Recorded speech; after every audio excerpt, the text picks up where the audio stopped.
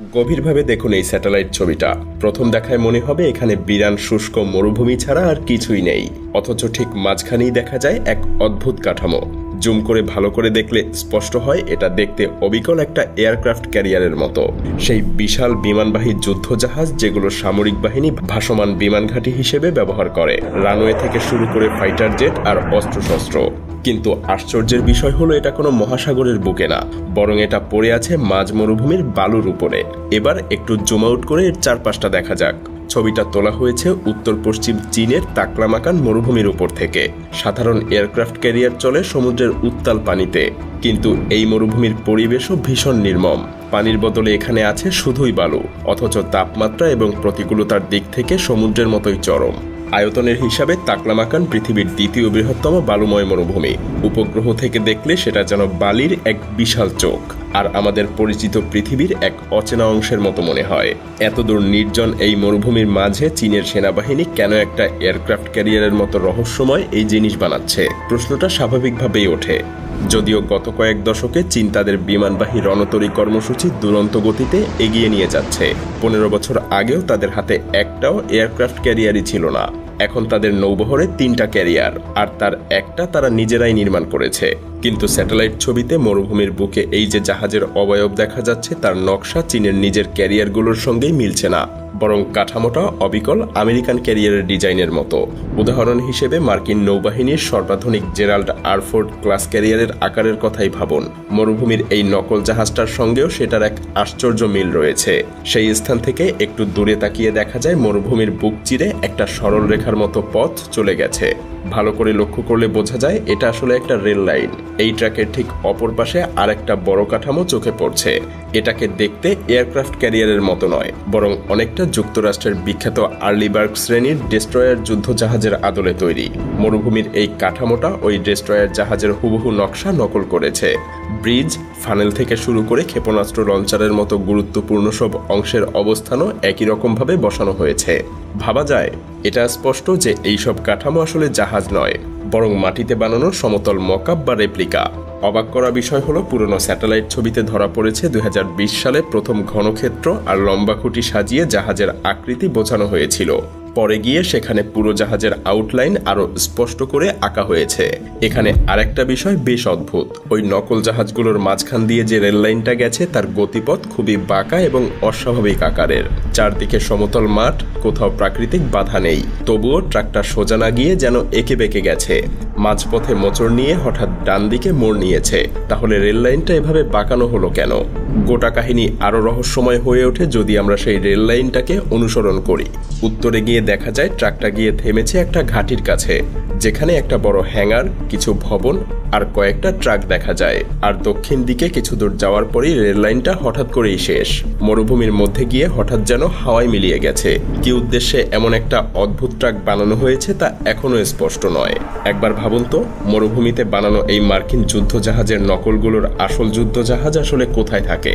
আশ্চর্য হলেও সত্যি, এই মরুভূমির কাছাকাছি প্রায়শই যুক্তরাষ্ট্রের ক্যারিয়ার এবং রণতরীগুলো ঘোরাফেরা করে। দক্ষিণ চীন সাগরে নিয়মিত মার্কিন নৌবহর টহল দেয়, আবার চীনের যুদ্ধজাহাজও সেখানে থাকছে। একবার তো চীনা ডেস্ট্রয়ার এত কাছে গিয়ে একটা মার্কিন জাহাজকে পেরিয়েছিল যে প্রায় সংঘর্ষই লেগে যাচ্ছিল। এসব ঘটনাই বলে দেয় চীনের আশেপাশে বহুদিন ধরেই যুক্তরাষ্ট্র এবং চীনের মধ্যে উত্তেজনা বেড়েই যাচ্ছে। এই টানাপোড়েনের মূলে আছে দুইটা ইস্যু, দক্ষিণ চীন সাগর এবং তাইওয়ান। দক্ষিণ চীন সাগরের প্রায় পুরোটাই চীন নিজের বলে দাবি করে, এবং ইতিমধ্যে চীন সেখানে কৃত্রিম দ্বীপ বানিয়ে সামরিক ঘাঁটিও গড়ে তুলেছে। এর বিরোধিতা করে যুক্তরাষ্ট্র নিয়মিত যুদ্ধজাহাজ পাঠিয়ে সেখানে মহড়া চালায়। দ্বিতীয় বিরোধটা তাইওয়ান নিয়ে। দ্বীপটা আলাদা সরকার নিয়ে চললেও চীন একে সবসময় নিজের একটা বিচ্ছিন্ন প্রদেশ হিসেবে মনে করে এবং প্রয়োজনে শক্তি দিয়ে দখলেরও হুমকি দিয়ে আসছে। তাইওয়ানে চীনের আক্রমণের শঙ্কা যে একেবারে বাস্তব, যুক্তরাষ্ট্র সেটা স্পষ্ট করে জানিয়েছে, এবং এটাও জানিয়েছে যে এই ধরনের জবরদস্তি তারা কোনোভাবেই মেনে নিবে না। তাই তাইওয়ান প্রণালীতেও মার্কিন নৌবাহিনী সতর্ক অবস্থানে থাকে। আর এই দুইটা বিরোধ ভবিষ্যতে বড় সংঘাতের রূপ নিতে পারে। তাই সেই আশঙ্কাতেই চীন মরুভূমিকে এক প্রকার প্রশিক্ষণ প্রশিক্ষণের মাঠ বানিয়ে প্রস্তুতি নিচ্ছে। মরুভূমিতে বানানো কাঠামোগুলো আসলে অনুশীলনের লক্ষ্যবস্তু। চীনের ক্ষেপণাস্ত্র আসলে আমেরিকান যুদ্ধজাহাজে কতটা নিখুঁতভাবে আঘাত হানতে পারবে তা পরখ করার ব্যবস্থা। অনেকে মনে করেন এই কাঠামোগুলোর সাথে থাকা লম্বা ধাতব খুঁটিতে সেন্সর বা রাডার প্রতিফলক লাগানো আছে, যাতে করে ক্ষেপণাস্ত্রের আঘাতের তথ্য সংগ্রহ এবং রাডার নির্ভর নিশানা করার ট্রেনিং করা যায়। অন্যান্য স্যাটেলাইট ছবিতেও দেখা গেছে চীনের ক্ষেপণাস্ত্র এই টার্গেটগুলোতে নিখুঁতভাবে আঘাত হানতে পারছে। কিন্তু আসল যুদ্ধজাহাজ তো আর থেমে থাকবে না। চলন্ত টার্গেটে আঘাত হানার মতো মহড়ার জন্যই ওখানে রেললাইন ধরে মডেল জাহাজ বসানো হয়েছে। এই ট্র্যাক বরাবর রয়েছে আরেকটা এয়ারক্রাফট ক্যারিয়ারের মডেল, আগেরটার তুলনায় আরো উন্নত ত্রিমাত্রিক কাঠামো, যার গায়ে অসংখ্য খুঁটি লাগানো আছে। চীনের একটা প্রতিরক্ষা প্রদর্শনীতে এই সিস্টেমের একটা স্কেল মডেলও দেখানো হয়েছে এবং জানা গেছে চীনা সংস্থা ক্যাসিক এই চলমান মকআপ পদ্ধতিটা তৈরি করেছে। রেল লাইনের এমন বাঁকানো নকশার উদ্দেশ্য হলো হামলা থেকে বাঁচতে একটা এয়ারক্রাফট ক্যারিয়ার জাহাজ যেভাবে হঠাৎ দিক বদল করবে বা দ্রুত গতি বদলাবে সেই গতিবিধি নকল করা। স্যাটেলাইট চিত্রেও ইঙ্গিত মিলেছে যে লক্ষ্যবস্তুতেও চীন সফলভাবে আঘাত হানার পরীক্ষাও চালিয়েছে। নকল টার্গেট বানিয়ে মহড়া করা কোনো নতুন কৌশল না। যেমন 2014 সালে ইরান একটা মার্কিন এয়ারক্রাফট ক্যারিয়ারের রেপ্লিকা বানিয়ে ক্ষেপণাস্ত্র মেরে সেটাকে ডুবিয়ে দিয়েছিল। যদিও সেই মহড়ায় বাস্তব প্রশিক্ষণের চেয়ে প্রচারণার উদ্দেশ্যই বেশি ছিল, তবুও নকল লক্ষ্য নিয়ে মহড়া সামরিক দুনিয়ায় অস্বাভাবিক কোনো কিছু না। যুক্তরাষ্ট্র নিজেদের মহড়ায় শত্রুপক্ষের নকল অস্ত্রের ব্যবহার করে, যেমন প্রশিক্ষণে চীনের J-20 জঙ্গি বিমানের রেপ্লিকা কিংবা রুশ সুখোই Su-27 যুদ্ধ বিমানও উড়ানো হয়েছে।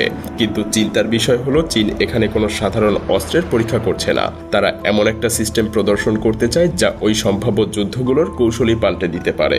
মার্কিন পর্যবেক্ষকদের মতে চীনের ডংফেং 21D নামের একটা বিশেষ ব্যালিস্টিক ক্ষেপণাস্ত্র রয়েছে, যা বিশেষভাবে নড়তে থাকা এয়ারক্রাফট ক্যারিয়ারকে ধ্বংসের জন্য তৈরি করা হয়েছে। এই ক্ষেপণাস্ত্রটা প্রথমে বায়ুমণ্ডলের অনেক উঁচুতে উৎক্ষেপণ করা হয় এবং তা প্রচণ্ড গতিতে নিচে নেমে আসে। নিচে পড়ার সময় এর ওয়ারহেড অংশটা মূল মিসাইল থেকে বিচ্ছিন্ন হয়ে যায় এবং মাঝপথেই পথ পাল্টাতে পারে। ফলে এটা ছোট বা চলমান লক্ষ্যবস্তুতেও নিখুঁতভাবে আঘাত হানতে পারে। বিশেষজ্ঞদের মতে এই ধরনের অস্ত্র প্রতিরোধ করা খুবই কঠিন, কারণ সাবমেরিন থেকে ছোড়া টর্পেডো হামলা ঠেকাতে শত্রু ডুবোজাহাজকে এয়ারক্রাফট ক্যারিয়ারের কাছে আসতে হয়। কিন্তু এই ক্ষেপণাস্ত্র চীনের মাটি থেকেই অনেক দূরের জাহাজে আঘাত হানতে পারে। মার্কিন আকাশ প্রতিরক্ষা ব্যবস্থা এত দূরের এবং দ্রুতগতির হামলার বিরুদ্ধে সময়মতো সাড়া নাও দিতে পারে। আর শেষ পর্যায়ে ক্ষেপণাস্ত্রের ওয়ারহেডটা আকস্মিকভাবেই দিক বদলাবে বলে তাকে গুলি করে নামানো প্রায় অসম্ভব। মরুভূমিতে প্রকাশ্যে এই পরীক্ষা চালিয়ে চীন সম্ভবত প্রতিপক্ষের উদ্দেশ্যে এক ভয়ঙ্কর বার্তা দিচ্ছে। তারা চায় সবাই জানুক যে তাদের এই সক্ষমতা আছে, কারণ তাতেই শক্তির ভারসাম্য অনেকটা তাদের পক্ষে ঘুরে যাবে। যুক্তরাষ্ট্র আর সহজে ক্যারিয়ার নিয়ে তাদের কাছে ঘেঁষতে সাহস করবে না, কারণ মিসাইলের নাগালে এলেই বিশাল রণতরীটা ধ্বংস হয়ে যাওয়ার ঝুঁকি আছে। সংক্ষেপে বলতে গেলে মার্কিন ক্যারিয়ারগুলোর বিরুদ্ধে দূরপাল্লা থেকে আঘাত হানার কৌশল তৈরি করতেই চীন এই মরুভূমিতে নকল যুদ্ধজাহাজ বানিয়ে ক্ষেপণাস্ত্রের পরীক্ষা চালাচ্ছে। অর্থাৎ মিসাইলটা ব্যবহার না করলেও এর উপস্থিতির আতঙ্কে চীন সাগর এবং তাইওয়ানের মতো সংঘাতপূর্ণ এলাকাগুলোতে চীনের ক্ষমতা প্রদর্শনের সক্ষমতা বহুগুণে বেড়ে যাচ্ছে। আসলে চীনের কৌশল বড়ই রহস্যময়।